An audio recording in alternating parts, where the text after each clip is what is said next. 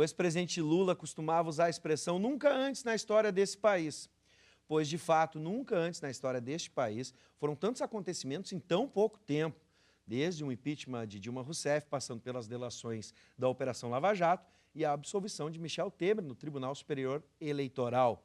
Para avaliar esses acontecimentos, estão conosco os cientistas políticos Benedito Tadeu César e Tarso Nunes. Sejam bem-vindos.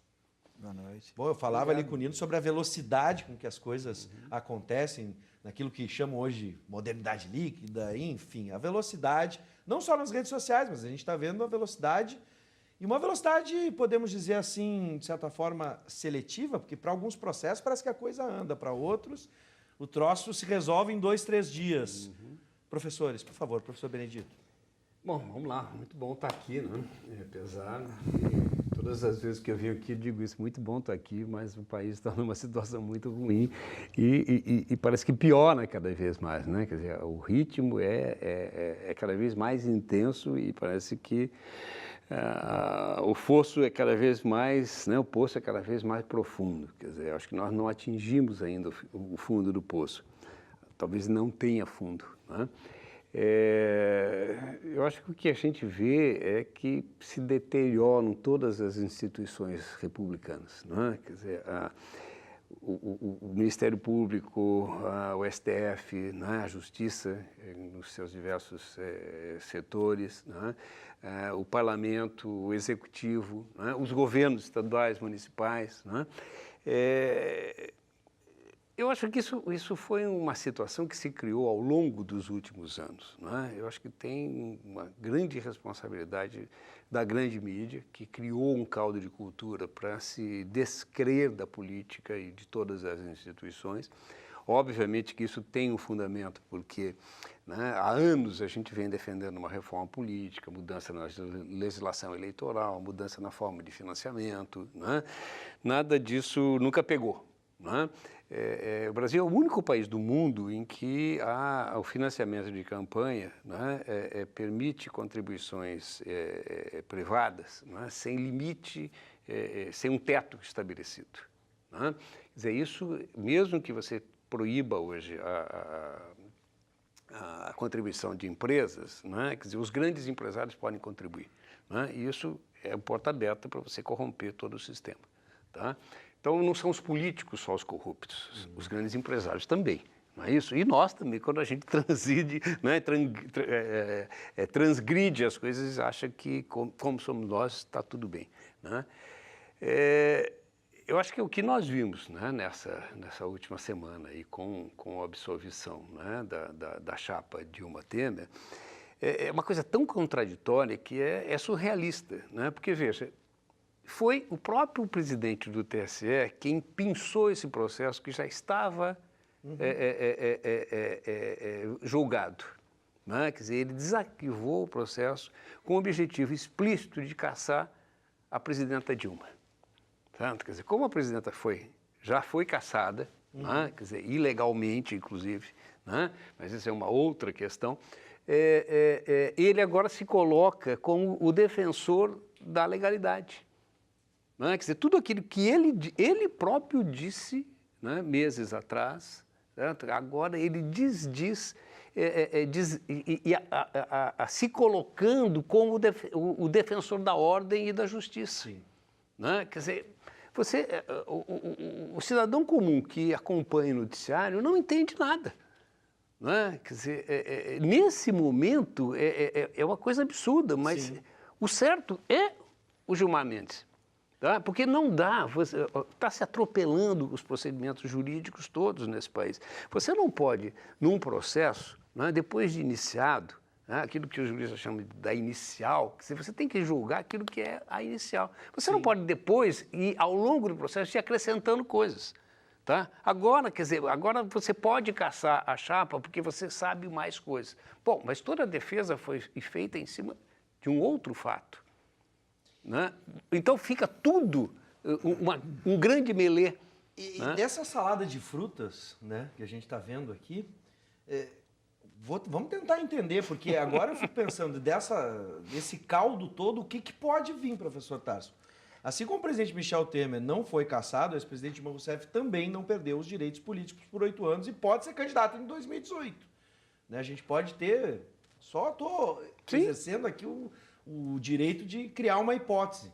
Como é que a gente pode imaginar o que vai acontecer daqui para frente? Porque não está fechando nada liga com alguma coisa. Olha, eu acho que realmente é muito difícil se prever qualquer coisa, na medida em que a gente assiste hoje uma situação de crise das instituições, onde todos os vários atores políticos atuam de forma não coordenada e segundo as coisas que vão aparecendo. Então, de hoje para a semana que vem, quer dizer, a ação do Procurador-Geral contra o Temer pode vir a causar fatos novos, que eventualmente a base que o Temer hoje já não tem mais.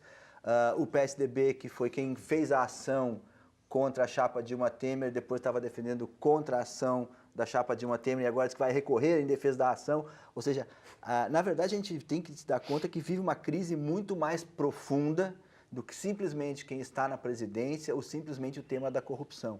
E o que me assusta um pouco no Brasil hoje é que os grandes temas que realmente são significativos para o país estão sendo modificados, enquanto fica toda a opinião pública e os políticos discutindo quem é mais corrupto que quem, sabendo-se que todo mundo de alguma maneira ou de outra está envolvido com a corrupção.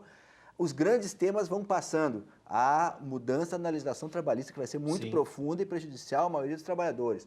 A mudança na Previdência, a mudança na legislação de demarcação de terras indígenas, a mudança na política de demarcação de terras urbanas, a mudança na legislação ambiental, a mudança que vai liberar os agrotóxicos, ou seja, enquanto a gente discute... O desmonte da Petrobras, a entrega do pré-sal... O desmonte da engenharia nacional, quer dizer... Tem um conjunto de coisas que, enquanto a opinião pública fica intoxicada por essa discussão sobre quem é mais ladrão que quem, ou quem é culpado e quem é inocente, os grandes temas da política que vão definir a vida do Brasil para os próximos 50 anos estão sendo decididos e as decisões estão sendo tomadas por um Congresso que ninguém reconhece.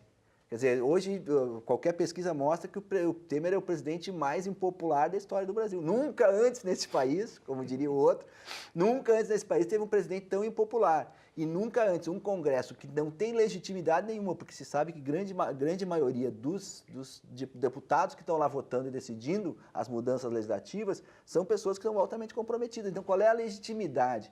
E o que eu acho interessante, você estava falando sobre a quantidade de coisas acontecendo. O interessante é que se dizia assim, tinha que derrubar o governo da Dilma para que o país pudesse ter estabilidade e voltar a crescer. Se derrubou o governo da Dilma há 1 ano e meio, quase 2 anos atrás, e o que a gente vê é uma situação que a gente vai lomba abaixo e, de fato, concordo com o professor Tadeu. Não se sabe se o fundo do poço está próximo ou não. A queda ainda pode ser muito maior. Curioso é que das mudanças todas que estão sendo propostas, a que o povo foi mais... demandou, ou que o povo foi às ruas em 2013, que era a reforma política, foi lá para baixo da agenda. Está totalmente esquecida, exatamente. Bom, o presidente Michel Temer diz que não interfere e que não permitirá interferência indevida entre os poderes da República em um vídeo divulgado na segunda-feira, após denúncia da revista Veja apontar que ele teria mandado a ABIN, a nossa inteligência, a Agência de Inteligência Brasileira, investigar a vida do ministro do STF, Edson Fachin.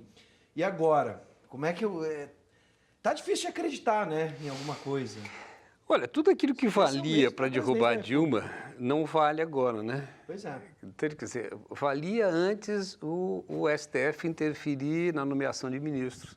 Valia antes divulgar grampo, né, ilegal com o ex-presidente ou com a presidente em exercício. Agora não vale, né? Realmente não vale, não devia ter valido nunca, não é? O que me parece é o seguinte, quer dizer, quando você tira a tampa da garrafa, quando você tira a tampa da lâmpada do gênio, né, você não coloca mais. Entende? Quer dizer, o que parece que aconteceu foi isso. Quer dizer, o Tasson tem toda a razão quando ele diz, na verdade, os grandes temas, os temas relevantes, eles estão esquecidos. Né? Quer dizer, e vamos dizer, a quadrilha está agindo. Hoje, o que nós temos no poder, precisa se dizer isso com todas as letras, nós estamos vivendo uma situação que é a mesma situação que a Itália viveu, né, ao final da Operação Mãos Limpas. A gente já levantava essa questão há 2 anos atrás, que nós viveríamos isso. Né? Talvez menos violenta. Não sei. Não sei. Se levanta suspeitas... O que tem de avião caindo pois por é, aí. eu ia dizer isso. A gente sabe que a Operação Mãos Limpas levou muita gente né, com uma violência muito grande. Sim, Então, aqui é isso que eu tô caem dizendo. aviões. Pois é, talvez. Não é? Então, veja, se lá a gente tinha o Berlusconi, a máfia, né, a Camorra, entende? Quer dizer, aqui a gente tem uma máfia também de tráfico de drogas, não é isso? E não só essa, né? Quer dizer, que tomou por conta do Parlamento brasileiro e do Executivo brasileiro. E que está também, se a gente for levantar, né, questões, nós temos gente que tem capangas dentro do STF. Né? Nós temos ministros que têm, a sua família tem capangas. Isso não fui eu que disse, foi o ex-presidente do STF, né, se referindo ao atual presidente do TSE. Né? Então, você vê a que ponto nós chegamos. Tá? Isso é consequência desse trabalho todo de desmoronamento das instituições. Né? Quer dizer, por isso que eu estou dizendo, a hora que você tira a tampa, tá, o gênio sai, e aí você não controla mais. Aliás, bate-boca no STF não tem sido, ou até mesmo no TSE, também não tem sido uma novidade. Agora, dá para a gente celebrar, professor Tasson, momentos como, nunca antes na história desse país, Sérgio Cabral, Eduardo Cunha, né, denunciados por corrupção, estão presos. Dá para a gente enxergar uma luz no fim do túnel, no fim do poço, como diria? Bom, eu acho que tem duas coisas. Primeiro, eu acho que já vinha se vivendo um processo de crescente construção de mecanismos institucionais de combate à corrupção. Justiça seja feita, se olhar qualquer estatística, os números mostram que já no governo Lula, a quantidade de funcionários públicos demitidos por corrupção, as novas leis que foram sendo criadas, mecanismos de controle como a CGU, uma maior autonomia do Ministério Público que só durante o governo Lula podia escolher a sua chefia. A gente vinha vivendo um movimento de crescente criação de mecanismos institucionais de combate à corrupção, que quando essa luta contra a corrupção ela toma um caráter político e passa a ser usada como um instrumento de disputa de poder, é que a coisa sai da linha. Quer dizer, enquanto se estava tentando criar mecanismos fortalecendo a Polícia Federal, fortalecendo o Ministério Público, criando leis que combatem a corrupção, ou seja, criando um arcabouço institucional de combate à corrupção, isso funcionou bem. No momento que esse combate à corrupção passou a ser usado como arma política, como foi usado também em 64, a gente tem que lembrar que um dos motes dos militares para derrubar o Jango era a corrupção, como foi usado em 54 contra o Getúlio Vargas, que um dos motes que levou ao suicídio de Getúlio Vargas era a corrupção. Quer dizer, quando a corrupção passa a ser usada como instrumento, a luta contra a corrupção passa a ser utilizada como instrumento político, a coisa degringola, porque aí tu passa a não fazer uma luta institucional, mas uma disputa política, e usar a máquina do Estado para combater os seus adversários.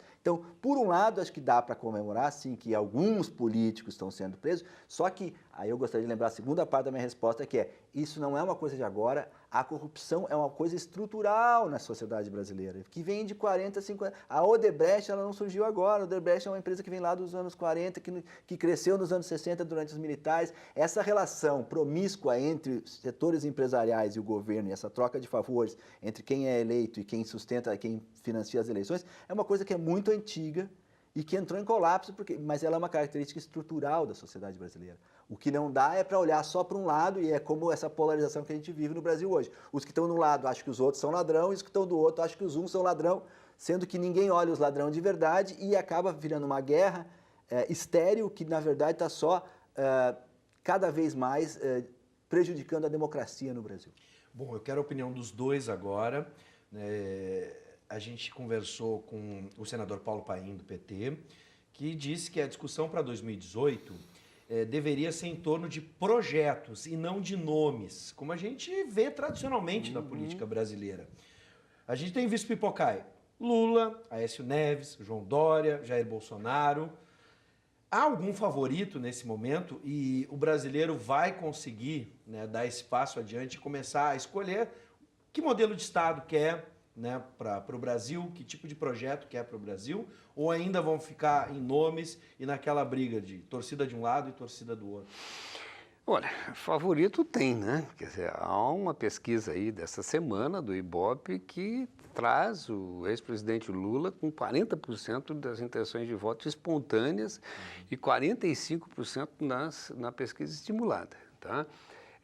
A resiliência do Lula é muito forte, né? Quer dizer, quando você essa situação de desemprego, né, de estagnação econômica e tal, quer dizer, faz com que as pessoas tenham uma referência, né, aos bons anos, aos anos de ouro do governo Lula.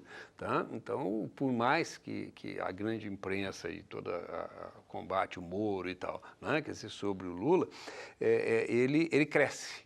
Né? Eu concordo com o senador Paim, quer dizer, a discussão não pode ser sobre nome, quer dizer, ou a gente discute, né, efetivamente o projeto de país, que país nós queremos, tá? Nós não vamos sair desse melê. Tá? Quer dizer, vamos imaginar que o Lula, que está ponteando nas pesquisas, ganhe a eleição. Se for com esse Congresso, né, com um perfil parecido com esse que está aí, não muda nada, porque ele não terá condição de governar. Né? E qualquer um que ganhe. Tá? Quer dizer, você vai ter que continuar com a mesma prática de toma lá da cá, de negociação com essa base corrupta. Né? Então, o executivo vai ficar refém do legislativo, e não é, né, da instituição legislativa, né? Mas dessas máfias que eu estou dizendo que estão colocadas ali dentro. Bom, eu já sou um pouco mais cético, eu concordo com o professor Tadeu no sentido de que o que seria importante discutir projetos políticos e uma discussão de objetivos, de programas e não de nomes. Mas eu acho que, dada toda essa campanha que se faz contra a política, contra os políticos, o risco das pessoas acabarem optando por um candidato margarina estilo Collor, assim, que venha do nada e que se apresente como eu não sou político, eu sou gestor, ele é muito grande. E eu acho que isso é um risco, isso a gente vê, não é um processo só brasileiro, o candidato que venceu na França agora venceu assim, não sou de esquerda, não sou de direita, sou jovem, sou bonito, sou simpático. Quer dizer, eu acho que depois de toda essa campanha sistemática nos meios de comunicação de desestímulo à política, o risco da gente ter um candidato que seja um nome construído através do marketing político e sem consistência, ele é muito grande hoje para o Brasil. Então, mas não é por isso que nós temos que discutir um projeto? Exato. É isso, sem dúvida. Entende? Quer dizer, não é um A nome. questão é se as pessoas vão fazer isso, né? O discurso atrai, sem dúvida nenhuma. Professor Benedito, professor Tasson, sejam sempre bem-vindos e obrigado por atenderem o nosso convite.